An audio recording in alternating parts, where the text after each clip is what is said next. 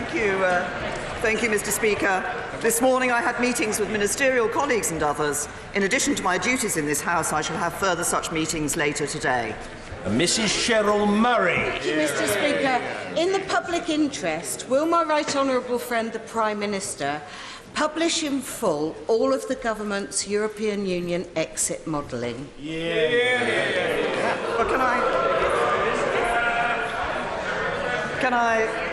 can I reassure my honourable friend that we have confirmed that when we bring forward the vote on the final deal, we'll ensure that Parliament is presented with the appropriate analysis to make an informed decision. Now, with negotiations ongoing, it would not be practical or sensible to set out the details of exactly how the government will analyse the final deal, but we will set out our assumptions and methodology when we present this analysis to Parliament and the public. Corbyn. Thank you, Mr. Speaker. I hope the whole House will join me in paying tribute to Patricia Hollis, Baroness Hollis of Higham, who died earlier this week. She was a tireless campaigner for social justice, played a pivotal role in defeating the cuts to tax credits this government was imposing on low-paid workers, and we on this side will miss her dearly. Given the Prime Minister did not once mention Chequers, either in her conference speech or in her statement to Parliament on Monday, does this mean the Chequers plan is now dead?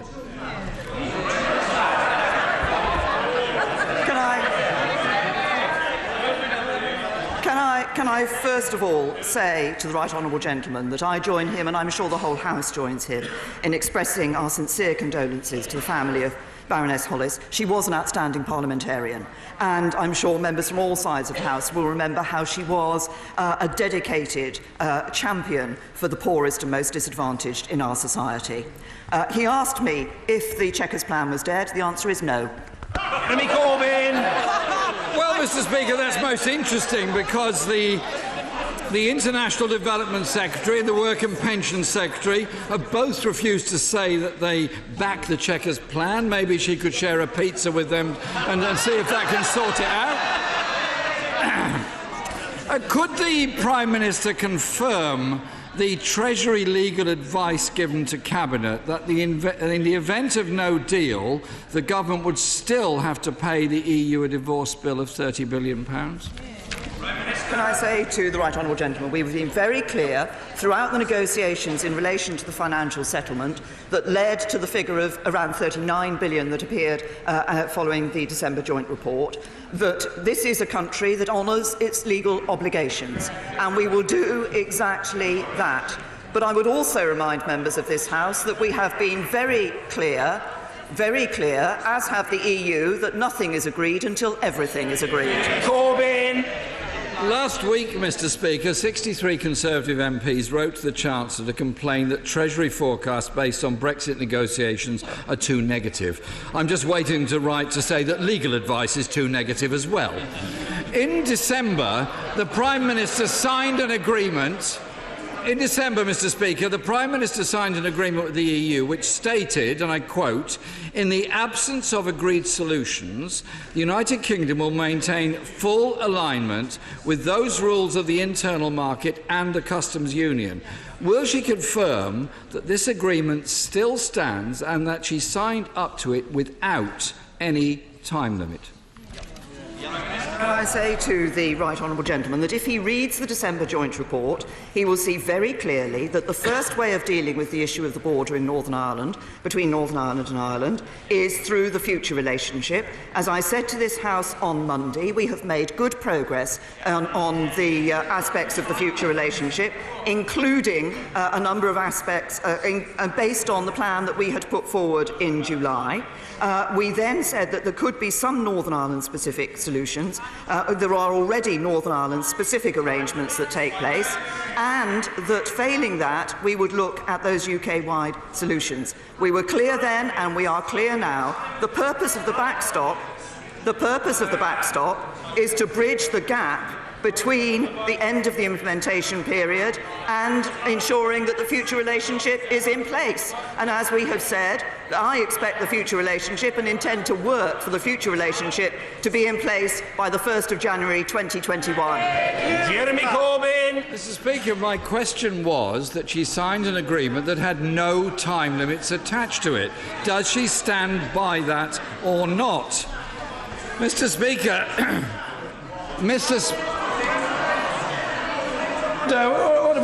We don't need heckling from either side. It's not in keeping with good order and demonstrations of respect from whichever side it hails. Jeremy Corbyn. Speaker, it's very strange the way a member every week hides behind the gallery there in order to shout and hurl abuse. Mr. Speaker, the car industry... Order. I know I say it every week, say it again. The questions will be heard and the answers will be heard.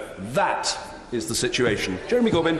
Speaker, the car industry is clear that it needs a new customs union in order to secure investment in British manufacturing. Vauxhall recently said they would continue to invest, but there are limits. Those limits are customs barriers. Jobs are at risk. Why won't the Prime Minister back a customs union supported not only by Labour and trade unions but by businesses and, I suspect, a majority in this House to protect those jobs? Can I say to the right honourable gentleman what the automotive industry and indeed other industries such as aerospace have said is that they want to see frictionless trade across the borders. Frictionless trade across our borders is exactly what lies at the heart of the free trade deal that is proposed in the government's plan put forward after the Chequers meeting in July. That's what we are working to deliver for people in this country. We want to deliver a Brexit that delivers on the vote of the British people and that ensures we protect jobs and security. And what would Labour deliver? They're havering around, they think free movement could still continue. That won't deliver on the vote of the British people. They now want a second referendum to go back to the British people and say, oh, we're terribly sorry, we think you got it wrong. There will be no second referendum. The people voted and this government will deliver on it. Mr. Speaker, my question was about investment in British industry. Jaguar Land Rover is holding off investment until it knows the terms of a deal. Jobs are at risk and manufacturers and skilled workers have little confidence in this government because it cannot even agree amongst itself. Last week, the Public Accounts Committee reported that the Department of Health could not assure us of its plan to safeguard the supply of medicines after the UK has exited the European Union. Does the Prime Minister dispute their assessment? The Department of Health is working. I think the right honourable gentleman was talking about the position in relation to a no-deal situation. The Department of Health is working, as are other government departments, to ensure that we have the plans in place, should it be the case that we end up in the position that we have no deal with the European Union. We continue to work for a good deal with the European Union, as I say, a deal that delivers on the Brexit vote, but also a deal that protects jobs and livelihoods, and crucially, that protects the precious union of the United Kingdom. Jeremy Corbyn. The BMA said the NHS is woefully unprepared for this. And this week, the pharmaceutical company AstraZeneca has suspended investments in Britain due to lack of clarity over the future.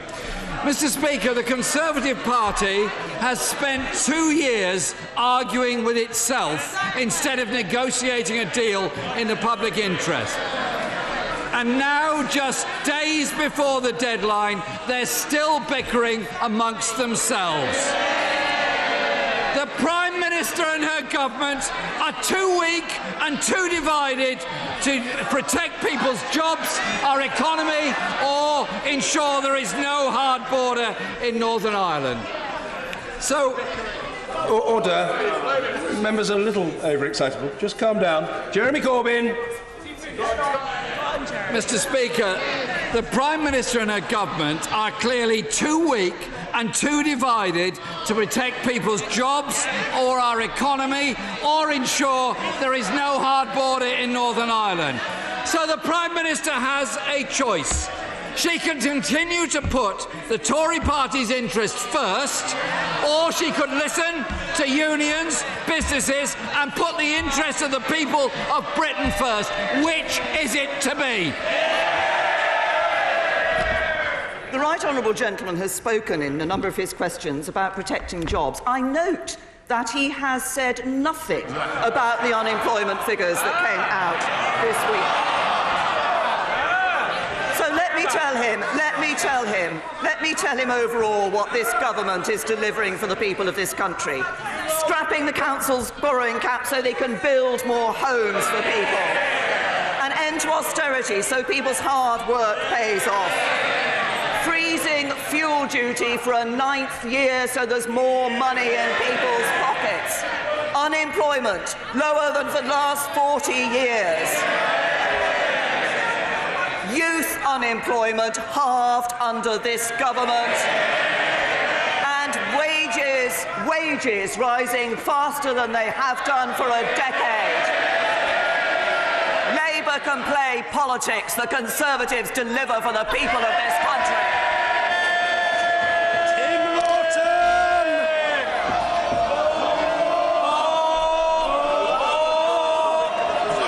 There will be more, and it will be from Mr. Tim Lawton. Thank you, Mr. Speaker. The Prime Minister is very familiar with my 5-year campaign to extend civil partnerships to all couples, and my private member's bill having completed its committee stages. So I welcome her recent announcement that it is now government policy, albeit without a timeline, and albeit with me having to find out about it by reading the press. So will she now support amendments to my bill at report stage in 9 days' time as the quickest way to make equal partnerships, equal civil partnerships, a reality for the many thousands who want her to get on with it? Can I say to my honourable friend that I'm pleased that we are actually supporting the proposal that he has put forward in relation to civil partnerships. We are working with him on his private member's bill, and we will be supporting that. I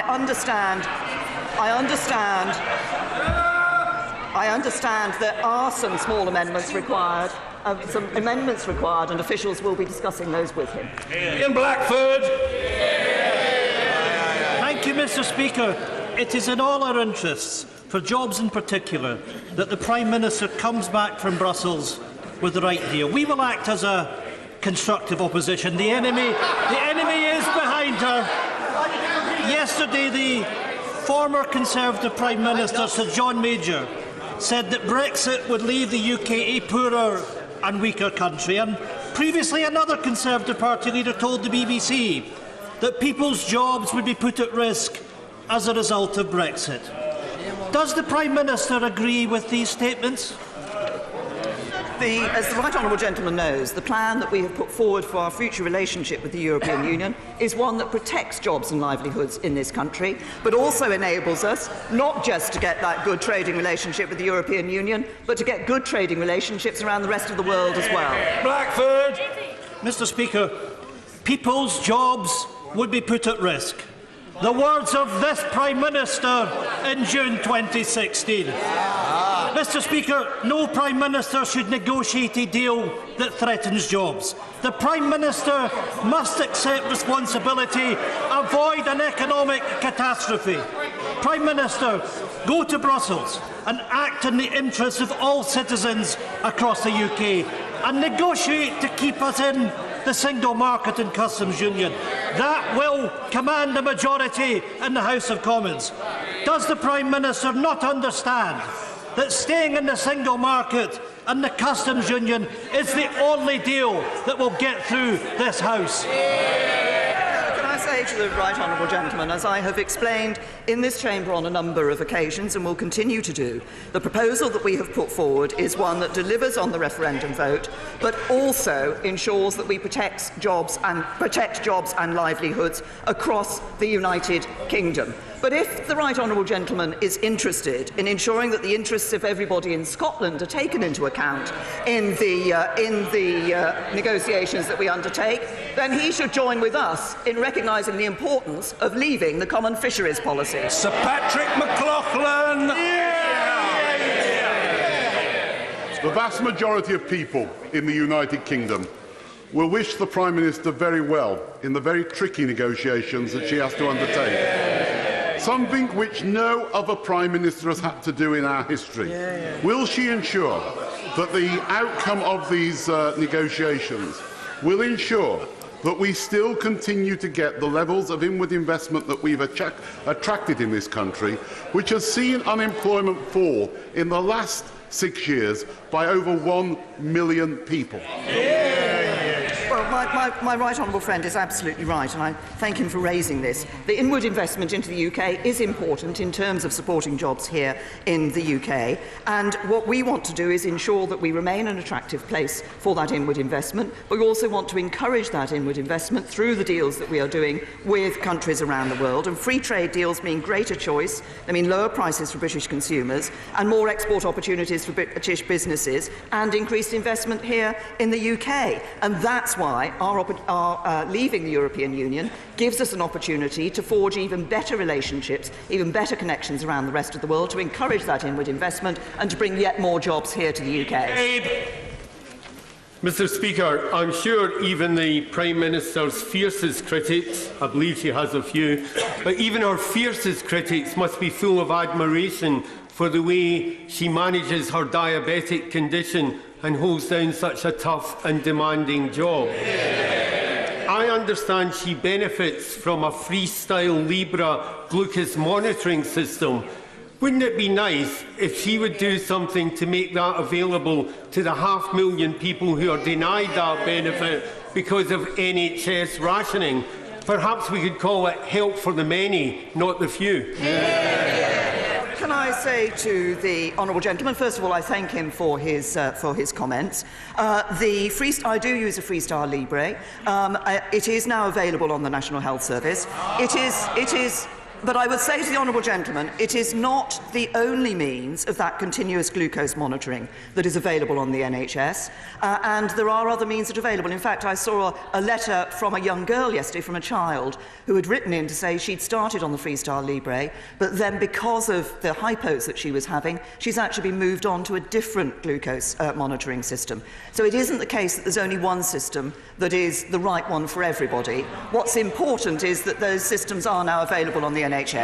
Steve Double. Thank you, Mr. Speaker. The government's announcement of a pilot scheme for seasonal agricultural workers has been warmly welcomed by fruit and vegetable farmers in Cornwall and indeed across the country. However, this sector is not the only sector that relies heavily on seasonal migrant workers. The tourism and hospitality sector is very concerned that they will be able to continue to access the seasonal workforce they need once we leave the EU.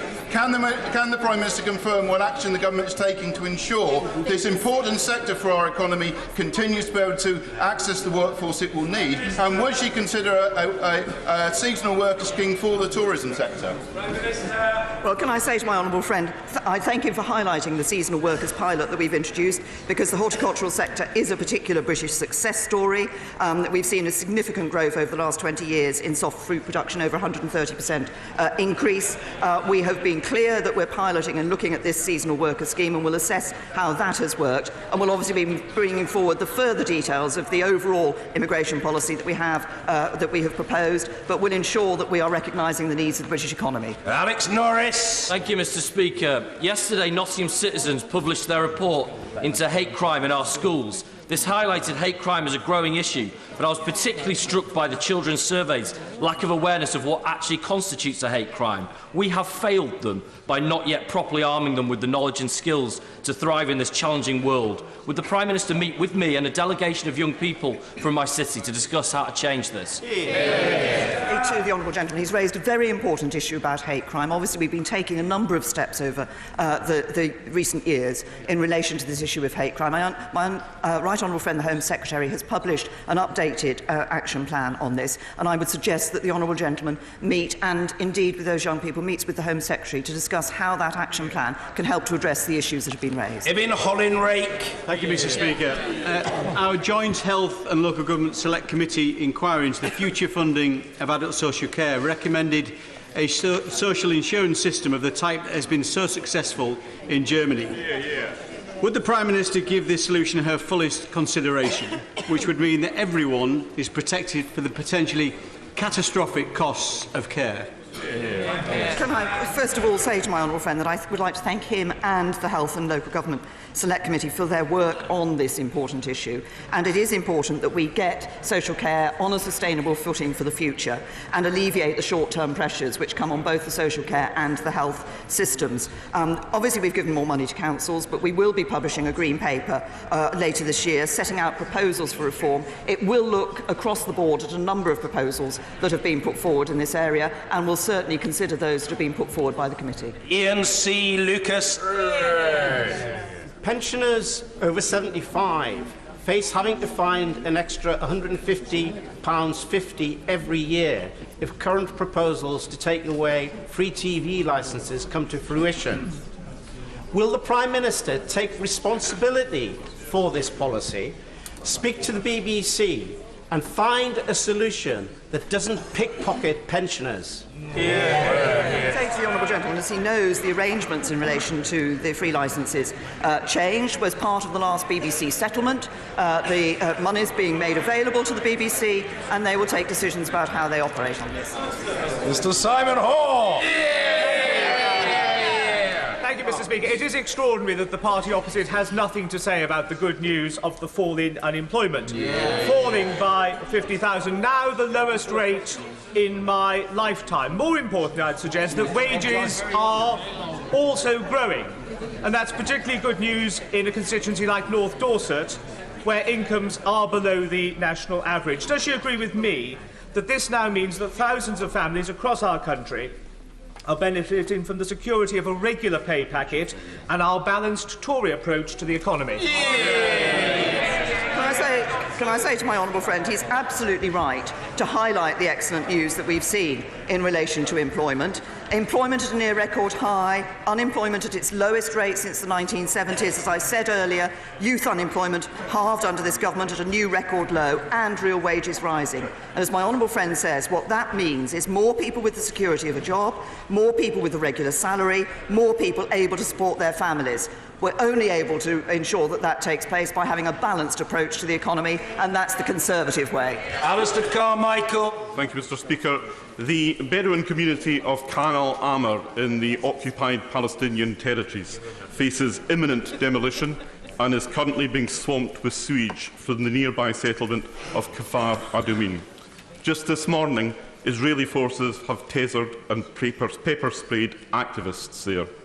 Will the Prime Minister make it clear to the Prime Minister of Israel that this is occupied territory, that these are refugees, protected people, whose forcible removal would be, as the United Nations has stated, constitute a war crime? Can I say to the right honourable gentleman that my right honourable friend, the Minister for the Middle East, met the Israeli ambassador on the 11th of October.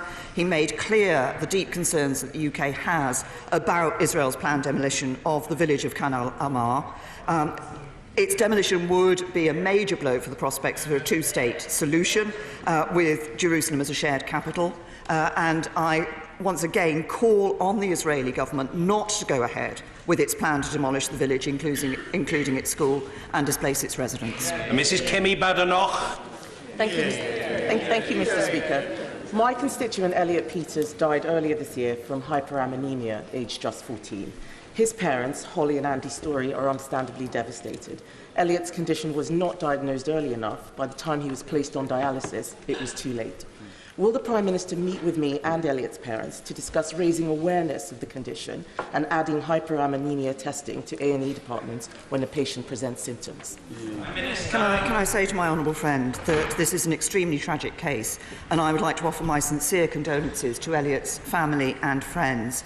I understand that this is a condition that's associated with an inherited metabolic condition, some of which are very rare, and staff aren't always on the lookout for symptoms of such rare conditions. But we are committed to making sure that the NHS always seeks to learn when things go wrong to ensure that such tragic events can be prevented for future parents. And I'm sure that a minister from the Department of Health and Social Care will be very happy to meet with my honourable friend and Elliot's parents to discuss this. Pete Wishart. In the face of clear breaches of electoral law where the Vote Leave campaign might just have cheated its way to victory, the police refused to undertake a criminal investigation because of what they say is political sensitivities. This comes on top of all the issues of unaccounted dark money sustaining the Scottish Conservatives. Does the Prime Minister believe that our electoral laws are fit for purpose, and what will she personally do to ensure that our democracy is defended from those that would seek to circumvent it? Can I say to the honourable gentleman that, as he will know, the Electoral Commission is an independent regulator accountable to Parliament and not to the government. And there's a very important constitutional principle in this country that politicians do not interfere with police investigations, and everyone is innocent if and until proven guilty in a court of law. But we will be considering wider implications for government policy. We'll review very carefully the Electoral Commission's recent report on digital campaigning, the Information Commissioner's recommendations on the use of data in politics, and of course the DCMS Select Committee is conducting the inquiry and will look at their recommendations when they can conclude. But as regards the vote in relation to the referendum, I must remind the honourable gentleman that 17.4 million people voted to leave the EU on a turnout of 3/4 of the electorate, and it is up to this Parliament, this government, to deliver on that mandate. Alan Mack. Thank you, Mr. Speaker. I welcome the government's extra funding for our NHS. Can my right honourable friend ensure that some of this new money is used to improve and upgrade NHS technology, which can both save more lives and improve patient care? Well, can I first of all thank my honourable friend for the report on the use of technology in the NHS. We are dedicated to using this new funding to support technology transformation and modernisation. There's capital funding that is being provided to the NHS to upgrade equipment, to construct new buildings, to refurbish existing ones. In the 10-year plan, we want to see the NHS embracing the opportunities of technology so we can not just improve patient care but save more lives and deliver healthcare more efficiently. Paul McDonough. Thank you, Mr. Speaker. In Mitcham and Morden, Brexit means that the Wilson Hospital will not reopen after funders pulled out due to economic uncertainty. Goodness knows how many communities are now going to lose their health centres and GP surgeries. We must have missed that Brexit bus. Will the Prime Minister give Mitcham and Morden a people's vote on Brexit so that we can save our hospital, or will she today guarantee the reopening of the Wilson? Well, can I say to the honourable lady that, as we announced earlier this year, we have asked the NHS to produce a 10-year plan. We will be providing a multi-year funding settlement for the NHS, and within that we are able to provide extra money to the NHS as a result of not sending vast amounts of money to the European Union every year when we leave the European Union. That is an advantage of Brexit. On Howell. Thank you, Mr. Speaker. Would the Prime Minister join me in acknowledging the tremendous amount of hard work from the Tame Remembers project in my constituency?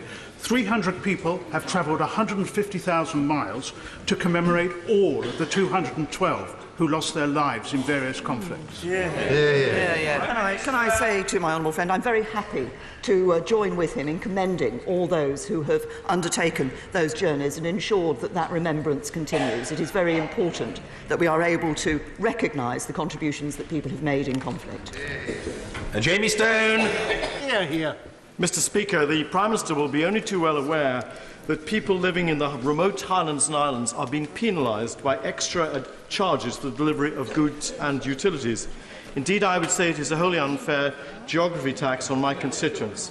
Can I therefore, Mr. Speaker, appeal to the Prime Minister to consider and look favourably upon the proposal that a Royal Commission be set up to look into these extra charges and how they could be eliminated? Well, can I say to the honourable gentleman that we have taken the price of parcel surcharges, including for more remote constituencies, seriously. That's why we've set up the Consumer Protection Partnership to look at this very issue, and that brings various consumer bodies together from the advice and enforcement world to look at the transparency and accuracy of pricing of delivery charges, as well as the level and fairness of charges.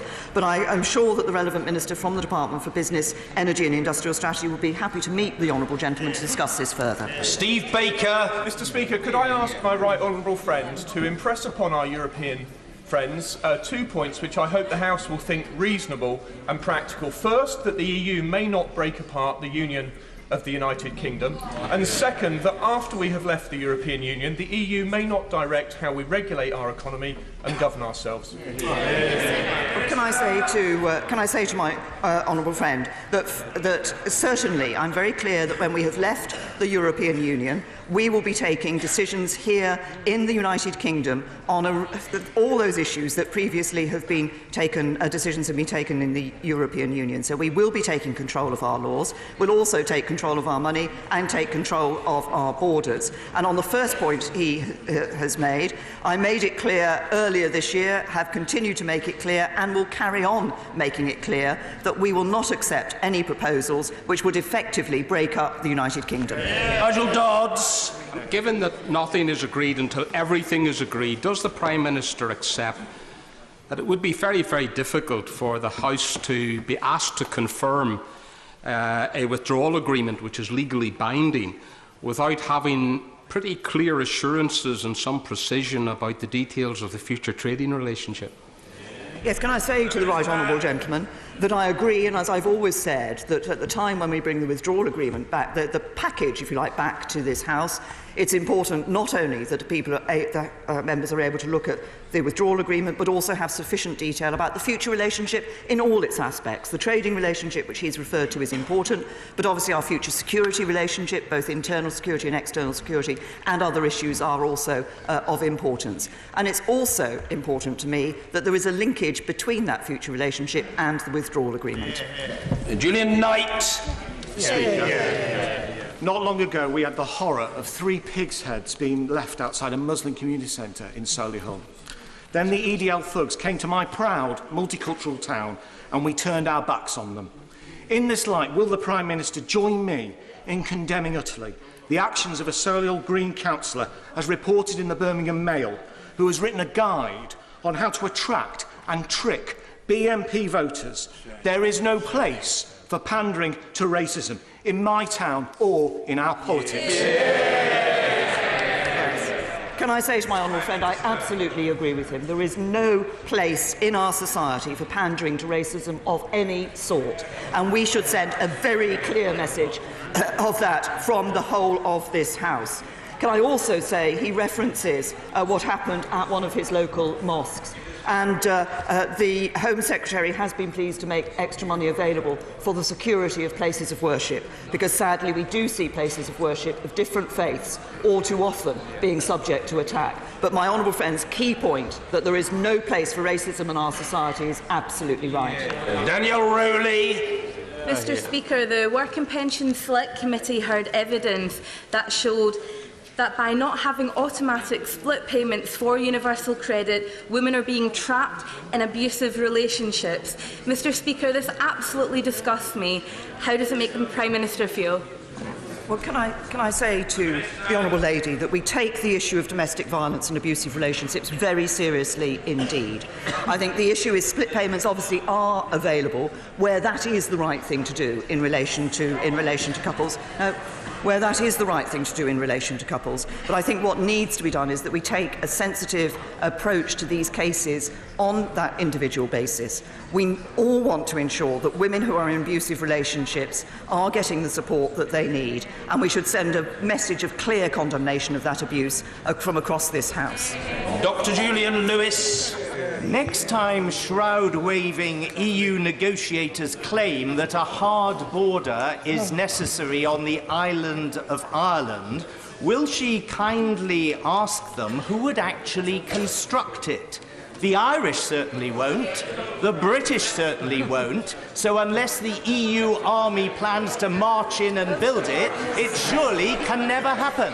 Can I say to my honourable friend that we are all working to ensure that there will be no hard border between Northern Ireland and Ireland. That is the clear commitment of the United Kingdom government, and that was as agreed by the European Union when we signed the December joint report. Ben Bradshaw. My constituent, Matthew Hedges, a young PhD student, has been held in a jail in the United Arab Emirates for more than 5 months and was this week charged with spying.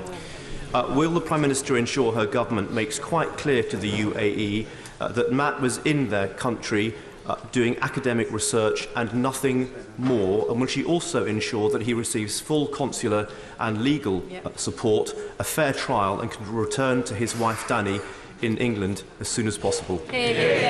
So to the right honourable gentleman, obviously this is a very difficult and distressing time for Mr Hedges and for his family. Foreign Office officials are supporting Mr Hedges and his family and have raised the case with the Emiratis at the highest levels. My right honourable friend, the Foreign Secretary, has personally raised this case with his Emirati counterparts. We are in regular contact with the Emiratis regarding Mr Hedges' health and well-being, and we're continuing to push for consular access to ensure that he is given the support that he needs. John Barron.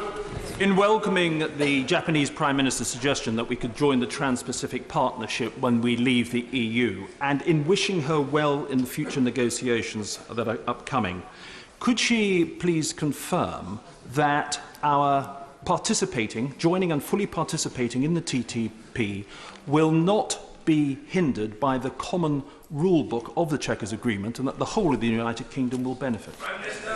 Well, can I say to my honourable friend, I've been pleased to discuss the matter of our potential membership of the TPP with the former Australian Prime Minister and with the Japanese Prime Minister. I'm very pleased that the Australian government and the Japanese government are welcoming to us in joining that. And one of the issues that we looked at when we put forward our proposals for our future trading relationship with the European Union was precisely whether it would mean that we could not join the CPTPP, and I'm happy to reassure my honourable friend that we would be able to join the CPTPP with the relationship that we've put forward in the government's plan.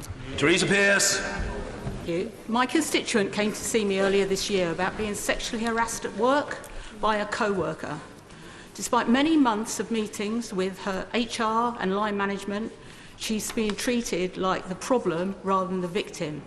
Could the Prime Minister advise me what I can do to help my constituent return to work and feel safe when her employer is this House? Can I say to the honourable lady that it is important that everybody is treated with dignity and respect in their workplace. There is no place for bullying, for sexual harassment or abuse in any workplace, and that includes in this Parliament. I'm sure we're all very concerned at the report that Dame Laura Cox has brought forward. We have been working on this issue here in this House, and I would particularly commend my right honourable friend, the Leader of the House, who has been working tirelessly on this issue to try and change our culture and practices here in this House. I hope that there will be a very serious, a very full response and a proper response to Dame Laura Cox's report. This should worry all of us. And what I want to see is a situation where the Honourable Lady's constituent is able to ensure that she can come to work in this House, be treated with dignity and respect, and not be subject to bullying, harassment or abuse. Luke Graham. Mr. Speaker. Mr. Speaker, the UK Agriculture Bill is currently before this House. Wales, England and Northern Ireland are parts of it, but due to the SNP, Scotland is excluded and isolated. Will my right honourable friend commit this government to working with all parties to deliver an agriculture bill that will guarantee Scotland and my constituents are not left behind? Well, can I say to my honourable friend, he raises a very important point, and I'm very happy to give him that assurance that we will work with parties in this House to ensure that Scotland is not left behind, and that we have an agricultural bill that actually works for all of us and for all our agricultural sector. And finally for today, Ivan Lewis. The Prime Minister has an admirable sense of duty, so will she be honest about Brexit?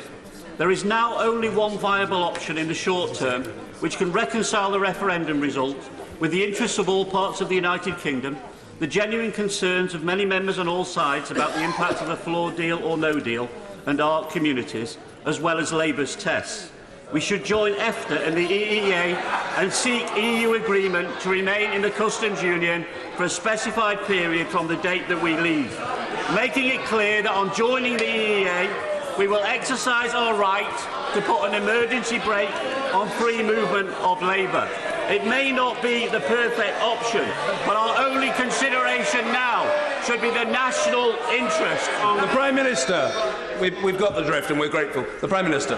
The only consideration for this government is the national interest. That is why we have put forward a proposal that delivers on the vote of the referendum, that ensures that we leave the European Union on the 29th of March 2019, that we will no longer send vast sums of money annually to the European Union, that we will take control of our laws, control of our borders, that there will not be the jurisdiction of the European Court of Justice in this country, that free movement will end, but that also protects jobs and livelihoods and protects the Union of the United Kingdom. That is in the national interest, and that is what the government has proposed. Thank you. Order.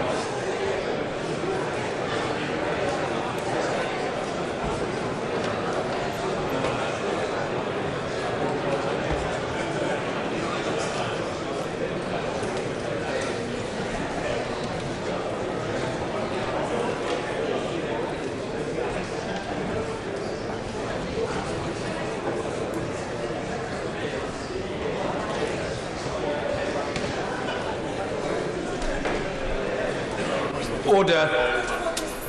Point of order, Marshal to Cordova. Mr. Speaker, on a point of order, I seek your guidance as to whether you have received notification from the Secretary of State for Work and Pensions that she will be making an oral statement on the employment and support allowance underpayments figures released this morning. The figures show that 180,000 ill and disabled people were underpaid by the government by almost £1 billion. This is significantly more than the 70,000 who the DW claimed were initially affected. I would be grateful for your guidance on how members might have the opportunity to question the Secretary of State on these figures, as just under 200,000 disabled people may be affected. Well, I'm very grateful to the Honourable Lady for her attempted point of order and for her courtesy in giving me advance notice of her intention to raise it. The short answer is that I've received no indication from a member of the government of an intention to make an oral statement on this matter today, or indeed imminently at all. There is, of course, a very important debate to take place now, whether the Honourable Lady can use her legendary guile to highlight this matter whilst remaining within the terms of order is a test for her and perhaps also for others. That remains to be seen. But the Secretary of State, who is present in the chamber, will have heard what has been said, and I feel sure that if the Honourable Lady is persistent in seeking to raise this matter, there may well be opportunities in the coming days. I know she's new to the House, but she's already acquired great experience in that short time, and she will know that there are mechanisms that enable members to secure the presence of ministers in the chamber. We'll leave it there for now. If there are no further points of order, we come now to the 10-minute rule motion for which the Honourable Member for East Renfrewshire has been patiently waiting. 10-minute rule motion, Paul Masterton. Thank you, Mr. Speaker. I beg to move that leave be given to bring in a bill to enable the establishment of collective defined contribution schemes and for connected purposes. Having worked as a solicitor specialising in pensions law, and yes, that was as exciting as it sounds, for the best part of a decade before being elected to represent East Renfrewshire, and as a member of the APPG on pensions, I believe that the pension system is one of this country's great achievements. Throughout the decades, both state and workplace pensions have existed to provide for people's retirement and to give them a comfortable and dignified later life.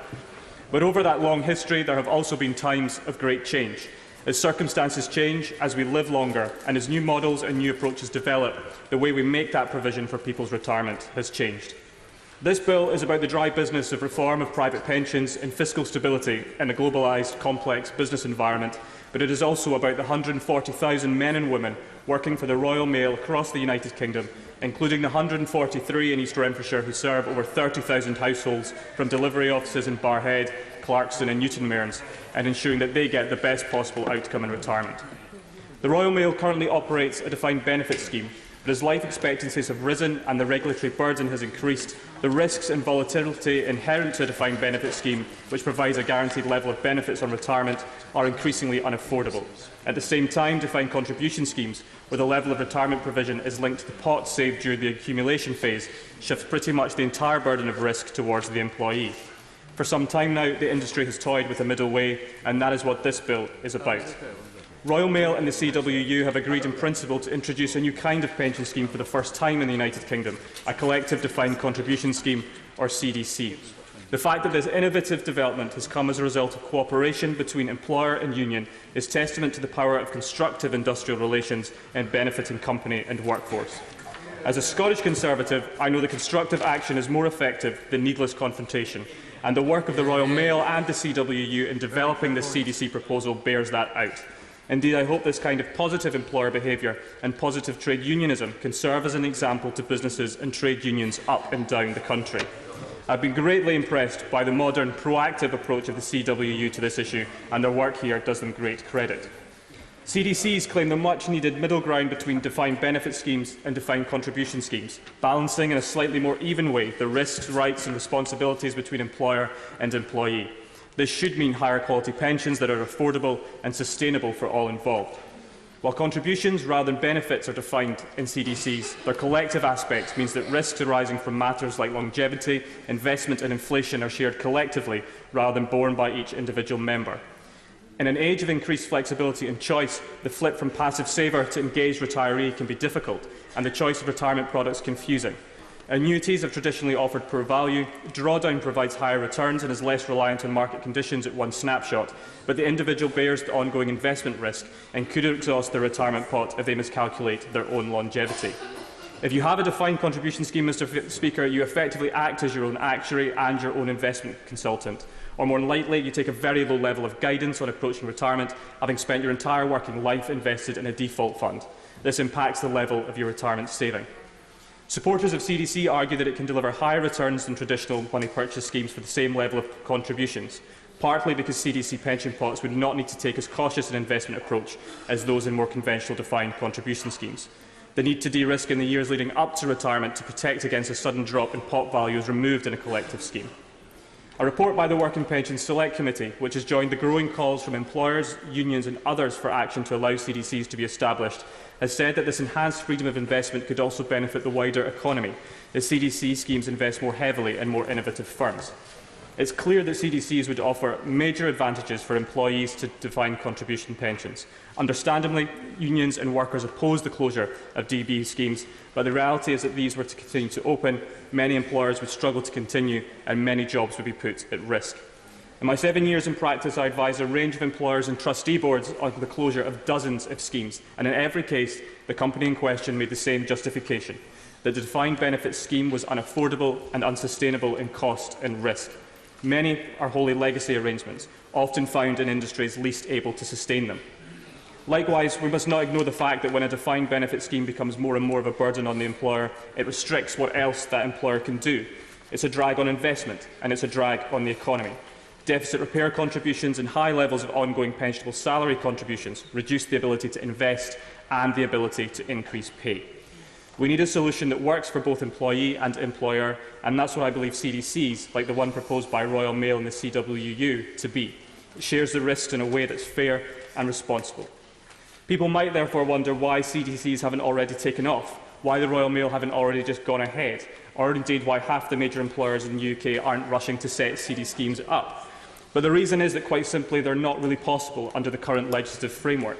These innovative kinds of schemes cannot operate in the UK without primary legislation, because of the way parts of the current framework work, particularly around the statutory funding regime. Attempting to establish a CDC would run into all kinds of practical difficulties. And whilst there have been calls to use the 2015 Pension Schemes Act or the 2011 Pensions Act to introduce CDCs, these are bound up with various other issues. And I firmly believe that the best approach is to bring forward clear primary legislation specifically aimed at the introduction of CDCs of the kind proposed by the Royal Mail and the CWU. CDC pension schemes already operate in countries like the Netherlands, Canada and Denmark, and we can learn from that experience, both good and bad. And I'm pleased that the UK Government has recognised this. The UK Government's pension reforms and automatic enrolment in particular have been hugely successful, and I'm glad that they have recognised that the introduction of these innovative and desirable pension schemes would build on that great success. But they are not a silver bullet. There are questions and considerations in terms of practical operation and in scheme design.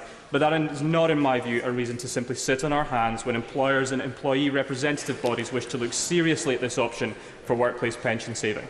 So we should not be fooled into thinking they're a magic solution to all problems. They are not. But they are a serious, credible and valid option which this government should legislate to permit. So I very much welcomed the Pension Minister's announcement of a consultation this autumn on the introduction of CDC pensions, although I did kind of expect it to have been brought forward already. And I do hope that the Government can make progress on that consultation as soon as possible. And I hope that by bringing forward this bill today, I can help encourage that process along and give the Pensions Minister a helpful nudge along the way. As a Conservative, I do not believe we should allow the state and regulation to get in the way of employers and employees working together to develop an innovative solution that works to their mutual benefit. We should institute this common-sense, free market reform so that this union-backed solution to a 21st century business problem can progress. Thank you. Thank you. Order.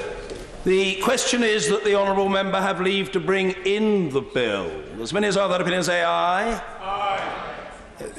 Order. The honourable gentleman, member for Bexhill and Battle, wasn't seeking to contribute on this matter, was he? Or was he? No, no. He was just taking some exercise. We're very grateful to the honourable gentleman. He's standing up for himself. I know. Well, people often don't know whether I'm standing up or not. The question is that the honourable gentleman have leave to bring in the bill. As many as are of that opinion say aye. Aye. If the contrary, no. I think the ayes have it. The ayes have it. Who will prepare and bring in the bill? Mr John Lamont, Ms Christine Hare, Mr Nigel Mills, Mr Richard Graham and Mr Frank Field. And myself, sir. Thank you.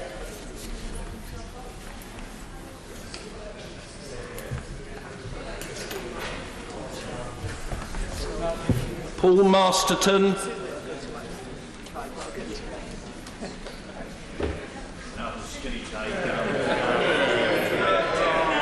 Excellent walking.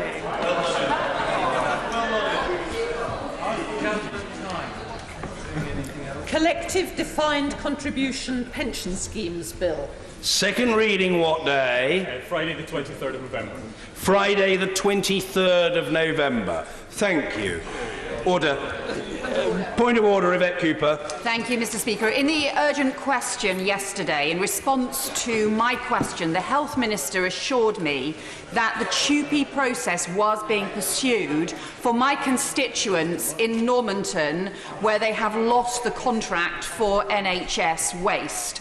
However, I've heard from some of those constituents today that they have been told that they are not going to be TUPE'd and that no process is being followed. This is clearly a very serious concern, given what we would expect to be both the legal and moral obligations towards a hard-working staff who have great expertise and experience in waste management. Has he heard anything from the Health Department or the Minister about changing the answer that I was given yesterday, or about anything that has changed since? Well, I'm very grateful to the Right Honourable Lady for her point of order. The short answer is that no, I've had no indication that a Minister intends to come to the House to correct the record. As Right Honourable Lady will be well aware, every member of this House, including every Minister, is responsible for the accuracy of what he or she says in this place. If it is thought that an error has been made, it is the responsibility of the erring member to put the record straight. Might I politely suggest that the Right Honourable Lady seek to engage with the Minister today, and she may well find that that provides some satisfaction. If that, I'll come to the Honourable Gentleman. If that turns out not to be the case, well, I know no member more versatile and experienced in this place in ensuring that what she wants to be aired in the chamber is aired in the chamber. So this matter will have to be resolved sooner rather than later, either privately or publicly. Thank you. I hope that's helpful to the Right Honourable Lady. Point of order, Nick Thomas-Simon. Thank you, Mr. Speaker. Since I came into this House, I've campaigned about greater access to off-patent drugs for people with the most serious of conditions. In recent years, the Drug Repurposing Group has produced a very important report on this, and many people are waiting to see whether the government will act on its recommendations.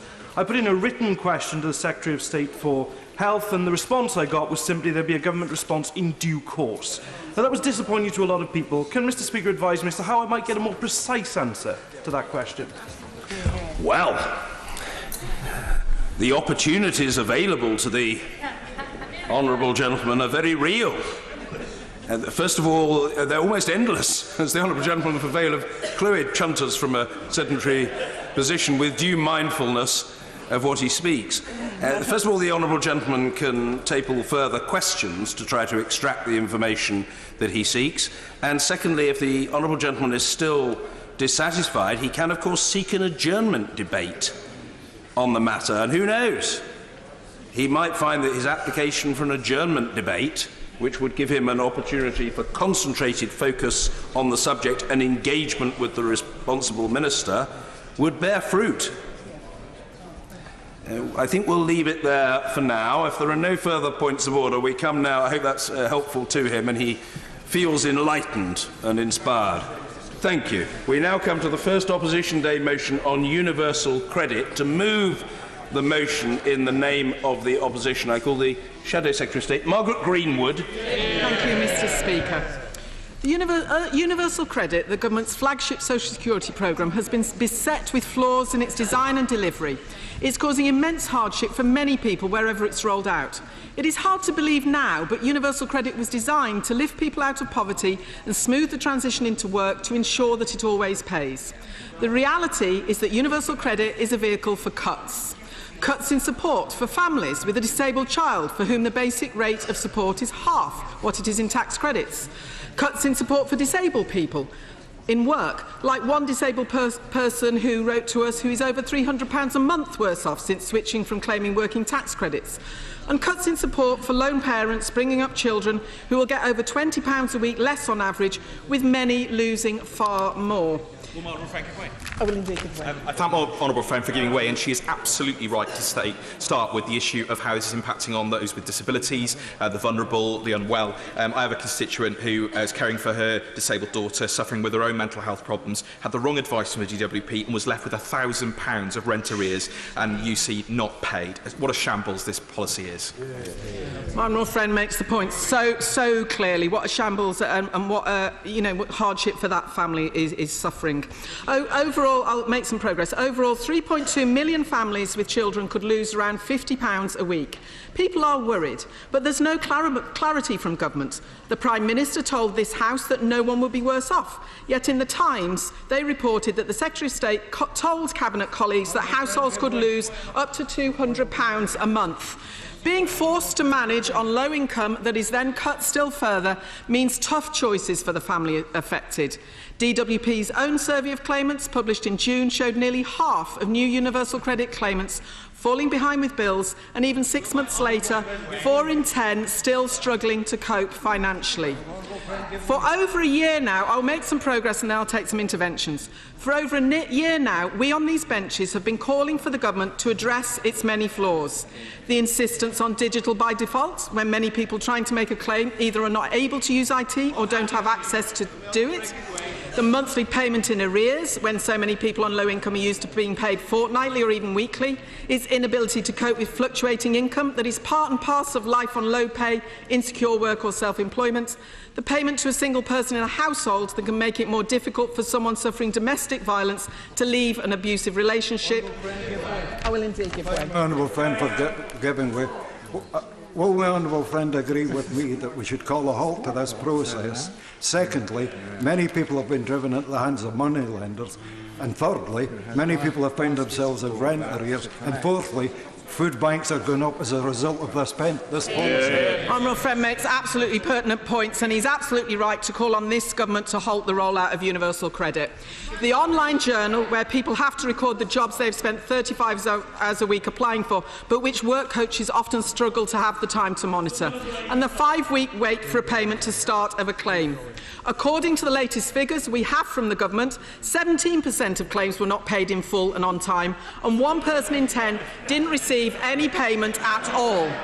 Groups like carers or parents who need help with childcare are more likely than others to have to wait for their first payment.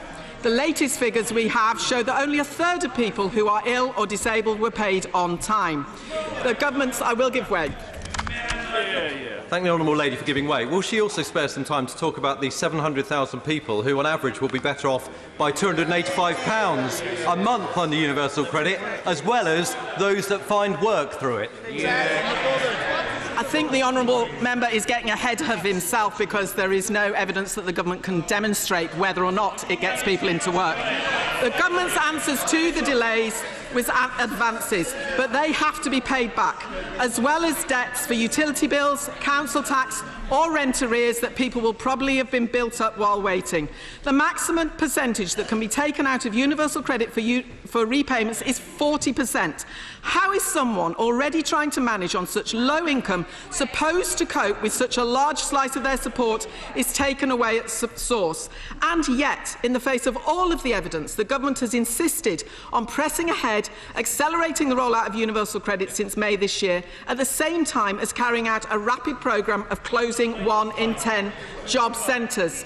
The government is planning to increase the workload of work coaches 4-fold and that of case managers 6-fold as the rollout continues. Staff are under constant pressure and are switched back and forth between processing claims and answering phone calls about problems with them. From next year, things are set to get a whole lot worse as the government prepares to embark on the next phase of universal credit, so-called managed migration, which will require almost 3 million people claiming the benefits the universal credit is